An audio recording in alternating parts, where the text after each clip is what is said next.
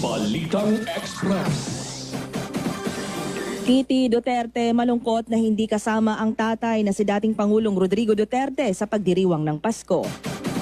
Pangako ni Pangulong Marcos na siguradong may makukulong na sangkot sa flood control project anomalies bago sumapit ang Pasko, hindi natupad. Wala ding pahayag kung bakit. Mga dating miyembro ng New People's Army na sumuko sa pamahalaan, humiling na wag silang tawaging ex-NPA. Wala na raw silang pakialam sa pagdiriwang ngayong December 26 ng founding anniversary ng CPP-NPA.